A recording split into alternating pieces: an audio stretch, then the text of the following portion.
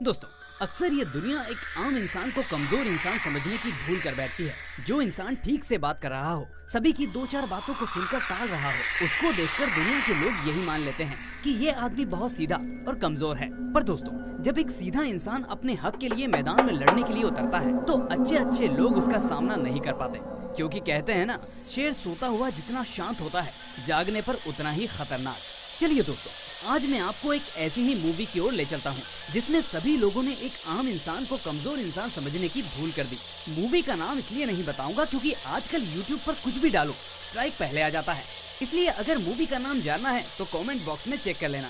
तो चलिए चलते हैं सीधा मूवी की तरफ। मूवी की शुरुआत होती है एक छोटी सी फैमिली से, जिसमें एक छोटी सी बच्ची भूमि और उसके माता पिता वेणु और कायल रहते हैं। वेणु पैसे से जितना गरीब होता है, उसका दिल उतना ही अमीर होता है। वैसे तो वो एक चाय की दुकान पर काम करता था, लेकिन वो अपनी बेटी को अच्छी से अच्छी एजुकेशन दिलवाना चाहता था। वहीं उसकी छोटी सी बेटी भूमि अपने पिता की इस हालत को समझती थी, इसलिए वो कभी भी किसी भी चीज के लिए जिद नहीं करती थी।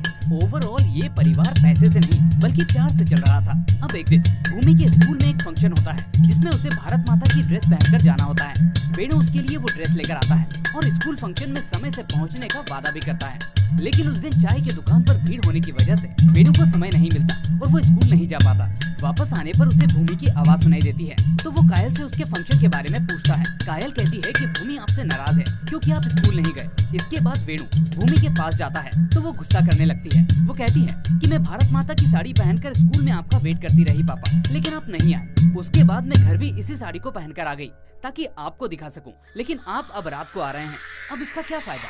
वेणु उससे कहता है कि मुझे तो तुम बिल्कुल भारत माता लग रही हो, मैंने उन्हें कभी देखा नहीं, लेकिन जब वो तुम्हारी उम्र की होंगी तो बिल्कुल ऐसी ही दिखती होंगी। ये सुनकर भूमि खुश हो जाती है और अपने पिता को गले लगा लेती है। वेणु भी अपनी बेटी की समझदारी पर फक्र महसूस करता है।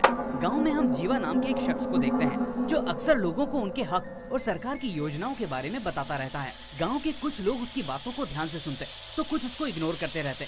इस बीच हम देखते हैं वेणु के बड़े भाई संदील को, जो एक जाना माना पॉलिटिशियन है। वो अपने छोटे भाई वेणु से दूर ही रहता है ताकि वेणु की गरीबी से उसकी अमीरी की इमेज पर कोई आंच ना आए। पर इसके उल्टा वेणु अपने बड़े भाई से बेहद प्यार और उसकी रेस्पेक्ट करता है। वो जब भी अपने भाई से मिलने जाता है तो गार्ड उसको ये कहकर लौटा देते हैं कि अभी वो घर पर नहीं है, और बेचारा वेणु ये समझ लेता है कि मेरा भाई बड़ा आदमी है, हो सकता है बिजी होगा, उसे वक्त मिलेगा तब वो उसे जरूर मिलेगा।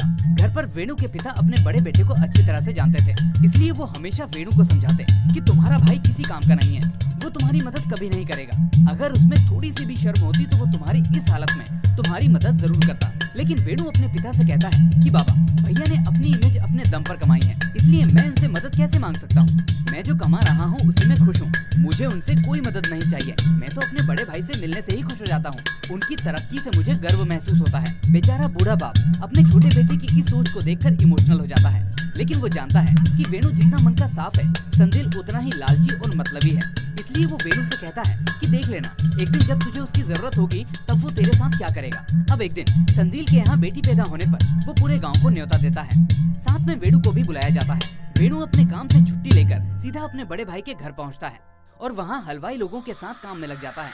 गाँव के कुछ लोग उससे कहते हैं कि तुम ये काम क्यों कर रहे हो, हलवाई है तो फिर तुम्हें इसमें लगने की क्या जरूरत है। तो वेणु कहता है कि ये मेरे घर का फंक्शन है और जब तक अपने फंक्शन में खुद काम ना करो तब तक वो फंक्शन पवित्र नहीं माना जाता। ये सुनकर कुछ लोग उससे कहते हैं कि तुम्हारा भाई तुम्हारा फायदा उठा रहा है और तुम उसके बारे में इतना सब कुछ सोच रहे हो, जैसे ये उसकी नहीं बल्कि तुम्हारी बेटी के पैदा होने की दावत हो। वेणु इन बातों को इग्नोर कर देता है क्योंकि वो काम इसलिए कर रहा था ताकि फंक्शन ठीक से निपट जाए और घर वालों का हाथ लगने से वो फंक्शन पवित्र हो जाए।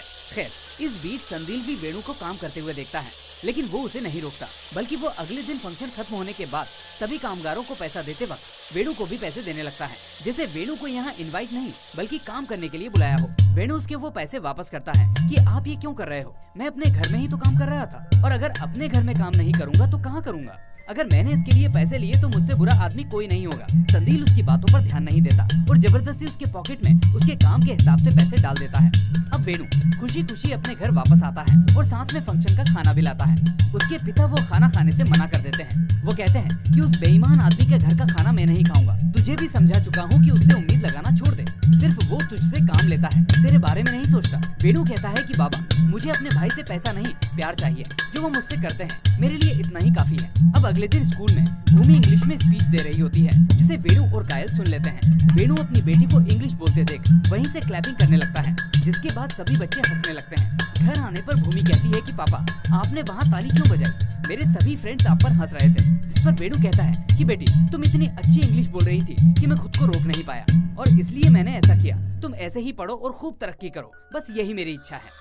अब एक दिन गांव में देवी माँ का फेस्टिवल होता है, तो सभी गांव वाले वहाँ इकट्ठा होते हैं। सभी एक साथ पूजा करना शुरू करते हैं। इसी बीच भूमि वहाँ से इधर उधर घूमने निकल पड़ती है। वो देखना चाहती थी कि गांव में सभी ने कैसे कैसे कपड़े पहने हैं। दूसरी तरफ गांव के ही कुछ लोग वहाँ चुपके से शराब पी रहे होते हैं। भूमि को देखकर वो उससे पानी लाने को कहते हैं। अब गांव में सभी एक दूसरे को जानते थे, इसलिए भूमि उनके लिए पानी लेने चली जाती है। वापस आने पर वो तीनों आदमी भूमि को पकड़कर उसके साथ रेप करने की कोशिश करते हैं। इधर कायल को अचानक ख्याल आता है कि भूमि काफी देर से पूजा में नहीं है, इसलिए वो वेणु को भूमि को ढूंढने के लिए कहती है। वेणु पहले तो इधर उधर ढूंढने लगता है, लेकिन जब काफी देर तक वो नहीं मिलती तो वो परेशान होने लगता है। इसके बाद वो एक एक करके सभी से पूछते हुए गांव के ही एक आदमी के घर पहुंचता है, और वहां जो वो देखता है उससे उसके होश उड़ जाते हैं। वो देखता है कि 3 आदमी उसकी बेटी के साथ जबरदस्ती कर रहे हैं। इसके बाद वो चिल्लाते हुए उनकी तरफ भागता है, लेकिन वो तीनों वहां से बचकर निकल जाते हैं। बेचारा वेणु अपनी बेटी को बेहोश देखकर पागल सा हो जाता है। उसे कुछ समझ नहीं आता, इसलिए वो फौरन उसको घर लाकर अपने बड़े भाई को ये सब बताता है। वेणु जिन लोगों के बारे में संदील को बताता है, वो संदील की ही पार्टी के लोग होते हैं। संदील समझ जाता है कि इस मामले को यही दबाना होगा, नहीं तो उसकी पार्टी के साथ दिक्कत हो जाएगी। वो वेणु को इस बारे में कुछ नहीं बताता, बल्कि कहता है कि उन लोगों को मैं देख लूंगा, तुम फिलहाल इसे अच्छे से हॉस्पिटल में लेकर जाओ, इसका इलाज होना जरूरी है। और फिलहाल सभी को यही बताना कि इसे कुत्ते ने काटा है। मैं जाकर उन तीनों को देखता हूँ। वेणु को अपने भाई पर भरोसा होता है, इसलिए वो ठीक ऐसा ही करता है और किसी को कुछ नहीं बताता। और मन ही मन वो अंदर से काफी दुखी होता है, तो बार बार यही सोचने लगता है कि उसके सामने वो तीनों लोग उसकी बेटी को नोच रहे थे, लेकिन वो कुछ नहीं कर पाया। कायल भी उसको बोलती है कि हमें उन लोगों को सजा दिलवानी है, हम उनको नहीं छोड़ेंगे। वेणु कायल से कहता है कि बड़े भाई उनको नहीं छोड़ेंगे, मेरी बेटी उनकी बेटी जैसी है, वो उन लोगों को सजा दिलवाएंगे और मेरी पूरी मदद करेंगे। वहीं दूसरी तरफ वो तीनों आदमी अपनी पार्टी के बड़े आदमी के पास जाकर पूरी बात बताते हैं। पहले तो वो आदमी उनको भला बुरा कहता है, लेकिन पार्टी की इमेज की वजह से वो सीधे संदील को अपने पास बुलाता है। वो कहता है कि तुम अपने छोटे भाई को समझाओ, ये तीनों उसको मुंह मांगी रकम देने को तैयार हैं। बदले में उससे कहो कि वो इस मामले को यहीं खत्म कर दे। संदील को पैसों का लालच आ जाता है। वो सोचता है कि मैं अपने भाई को समझा लूंगा और कुछ पैसे देकर सारे पैसे अपने पास रख लूंगा, इसलिए वो पहले ही उन तीनों से पैसे लेकर उस मामले को खत्म करने की गारंटी ले लेता है। इसके बाद वो वेणु के पास जाता है, जो अपनी बेटी को हॉस्पिटल के शीशे के बाहर से निहार रहा होता है। अपने बड़े भाई को देखकर उसे थोड़ी हिम्मत मिलती है, लेकिन तभी संदील उससे कहता है कि वेणु, हमें इस बात को यहीं खत्म कर देना चाहिए, क्योंकि अगर ये बात गांव में फैल गई तो हमारी इमेज मिट्टी में मिल जाएगी। भूमि से कभी कोई शादी नहीं करेगा, और तो और उसे कोई पढ़ने भी नहीं देगा। क्या तुम अपनी बेटी के साथ ऐसा होते हुए देखना चाहते हो? वेणु बेचारा समझ नहीं पा रहा होता कि आखिर मेरा भाई ऐसा क्यों बोल रहा है। वो भूमि के फ्यूचर को लेकर भी परेशान होता है, इसलिए कुछ जवाब नहीं दे पाता। वेणु कहता है कि भैया, उन लोगों का क्या होगा जिन्होंने ये सब किया है? क्या उन्हें हम कोई सजा नहीं दिलवाएंगे? तो संदील कहता है कि ऐसा नहीं है, उनको मैं देख लूंगा और अपने हिसाब से सजा दिलवाऊंगा, तुम बस इस बात को अपने तक रखो। इसके बाद संदील उसे कुछ पैसे देता है और कहता है कि तुम अपनी खुद की चाय की दुकान खरीद लो, और इसके अलावा तुम्हें किसी और चीज की जरूरत हो तो मुझे बोलना, मैं तुम्हारे साथ खड़ा हूँ। वेणु उलझे हुए मन में हामी भर लेता है और संदील के जाने के बाद फिर से उसी शीशे के अंदर से अपनी बेटी को देखने लगता है। भूमि के चेहरे को देखने से उसके सामने वही रात वाला सीन बार बार आने लगता है, इसलिए वो बेहद परेशान हो जाता है। दूसरे दिन जीवा को ये बात पता चलती है और वो वेणु से कहता है कि मैं तुम्हारी मदद करूंगा, चलो मेरे साथ। इसके बाद वो वेणु को लेकर पुलिस स्टेशन जाता है, लेकिन वहाँ का कांस्टेबल उससे बोलता है कि इसके लिए तुम गांव की पंचायत बुलाकर फैसला कर लो, पुलिस तक क्यों इस बात को लेकर आ रहे हो? जीवा कहता है कि सर, सरकार ने हमें कंप्लेंट करने का हक दिया है, और अगर आप ही ऐसा करेंगे तो कौन हमारी सुनेगा। पर फिर भी वो कांस्टेबल उसकी नहीं सुनता और मजबूरन जीवा और वेणु को वहाँ से जाना पड़ता है। ये बात अब जैसे ही उन तीनों लोगों को पता चलती है तो वो तीनों अपने आदमियों के साथ वेणु के पास आकर उसे मारने पीटने लगते हैं। उनमें से एक कहता है कि जब पैसे ले लिए तो कंप्लेंट करने क्यों गया था। ये सुनकर वेणु के होश उड़ जाते हैं। उसे आखिरकार समझ आ जाता है कि ये सब उसके भाई ने किया है। वो उन लोगों को बचाना चाहता है, इसलिए उसने वो पैसे लिए और मुझे भी दिए। वो आदमी उसको धमकी देते हैं कि अगर तू पुलिस स्टेशन गया तो तेरी बीवी के साथ भी वही होगा जो तेरी बेटी के साथ हुआ है। यानी इस तरह वेणु, जो कि एक आम आदमी था, जो खुद के लिए जी रहा था, किसी का बुरा नहीं चाहता था, जिसे अपने भाई पर विश्वास था, वो अब अकेले पड़ चुका था। उसका भरोसा अब सभी से उठ चुका था। अब वो समझ चुका था कि अब जो भी करना है बस उसे ही करना है। तो इस तरह अब वो एक आम आदमी की कैटेगरी से बाहर आ रहा था, जिसके बारे में दुनिया ने यही सोच रखा था कि ये आदमी आखिर क्या ही उखाड़ लेगा। लेकिन ये सीधा आदमी कितना टेढ़ा होने वाला था, इसका पता सबसे पहले उसी आदमी को चलने वाला था जिस पर वेणु सबसे ज्यादा विश्वास करता था। वो फौरन उस चाय वाली दुकान के पैसे लेकर अपने बड़े भाई के पास जाकर उसके मुंह पर फेंक देता है और कहता है कि तुम जैसा भाई कभी किसी दुश्मन को भी ना मिले। मैं सौगंध खा रहा हूँ कि जब तक उन तीनों को सजा नहीं दिलवा दूंगा तब तक चैन से नहीं बैठूंगा, और जो भी इसके बीच आएगा वो भी इसका परिणाम भुगतेगा, चाहे वो कोई भी हो। इसके बाद वेणु जीवा की मदद लेता है और एक लेडी लॉयर के पास जाकर अपनी सारी बातें बताता है। वो लॉयर कोर्ट में याचिका दायर कर देती है और आखिरकार सुनवाई का दिन आ जाता है। लॉयर जज को बताती है कि जब वेणु कंप्लेंट लिखवाने गया तो पुलिस ने कंप्लेंट तक नहीं लिखी। इसके बाद जब उस कांस्टेबल को कटघरे में बुलाया गया तो उसका कहना था कि अरे साहब, मैं तो इस आदमी को जानता नहीं, ना ही कभी मैंने वेणु नाम सुना, यहाँ तक कि गांव में भी किसी ने मुझे ये खबर नहीं दी। जज समझ जाता है कि पुलिस वाला नौटंकी कर रहा है, लेकिन लॉयर के पास कोई सबूत ना होने की वजह से वो फौरन पुलिस को एक कंप्लेंट दर्ज करने को कहता है और साथ ही भूमि के इलाज का खर्चा सरकार द्वारा देने का फैसला लेता है। वो पुलिस वाले को कहता है कि आप वेणु को आज देख लीजिए और अब आप इनको जान जाइए, क्योंकि अब आप इनकी कंप्लेंट लिखने वाले हैं। जज के इस रवैये से पुलिस वाले समझ जाते हैं कि जज सब कुछ समझ चुका है। वो फौरन कंप्लेंट लिखता है और इसके बाद सुनवाई की अगली तारीख तय की जाती है। इस बीच भूमि भी रिकवर होने लगती है और वेणु की हिम्मत वापस आने लगती है। हॉस्पिटल में भूमि वेणु से पूछती है कि पापा, मुझे क्या हुआ था, वो काका मेरे साथ क्या कर रहे थे। तो वेणु चुप हो जाता है। आखिर वो अपनी बेटी को ये सब कैसे समझा सकता है। खैर, अब भूमि हॉस्पिटल से डिस्चार्ज होती है और वेणु उसे अपने घर ले आता है, पर गांव वाले उससे ठीक से बात नहीं करते और यहाँ तक कि चाय की दुकान का मालिक उसे काम पर रखने से मना कर देता है। लेकिन वेणु पर इसका कोई फर्क नहीं पड़ता, क्योंकि उसने ठान लिया था कि वो हर कंडीशन में सब कुछ करेगा पर अपनी बेटी को इंसाफ जरूर दिलवाएगा।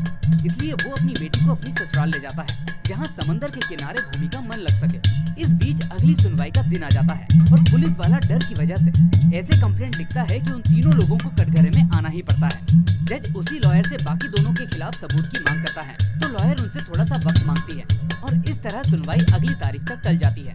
गांव में कुछ लोग वेणु की मदद के लिए आगे आते हैं, क्योंकि वेणु के पिता सभी को समझाते हैं कि एक दिन अगर ये सब उनकी बेटियों के साथ हुआ तो उनका साथ कोई नहीं देगा और ये पॉलिटिशियंस की हिम्मत बढ़ जाएगी। उन गांव वालों की गवाही पर अगली सुनवाई के दिन जज उन तीनों को पॉक्सो एक्ट के तहत गिरफ्तार कर लेते हैं और भूमि को अकेले कमरे में वेणु और कायल के सामने उस रात की घटना के बारे में पूछता है। भूमि उनको सब कुछ बताती है, जिसके बाद जज अगले दिन उन तीनों को सजा सुना देते हैं। अब कहानी जाती है 6 महीने आगे, जब वेणु सरकारी मदद से खुद की दुकान खोल लेता है और भूमि भी अपने स्कूल जाना शुरू कर देती है। इस बीच वेणु देखता है कि वो तीनों जेल से बेल लेकर बाहर आ गए हैं। ये देखकर उसके होश उड़ जाते हैं, क्योंकि उसे लगता है कि अब ये तीनों उसके परिवार को परेशान जरूर करेंगे। लेकिन वेणु अपनी बेटी के लिए कुछ भी कर गुजरने को तैयार होता है और उनको समझा देता है कि इस बार मैं सच में पुलिस के पास नहीं जाऊंगा और ना ही किसी को जाने के लायक छोड़ूंगा।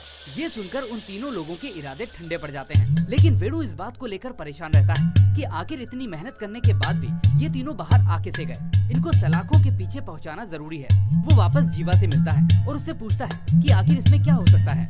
जीवा उससे कहता है कि तुम घबराओ नहीं, हम उनके खिलाफ हाई कोर्ट जाएंगे और उन्हें सजा दिलवाएंगे। लेकिन वेणु कहता है कि अगर मैं यही सब करता रहूंगा तो अपनी बेटी पर ध्यान कब दूंगा, उसकी पढ़ाई लिखाई पर इसका असर पड़ेगा।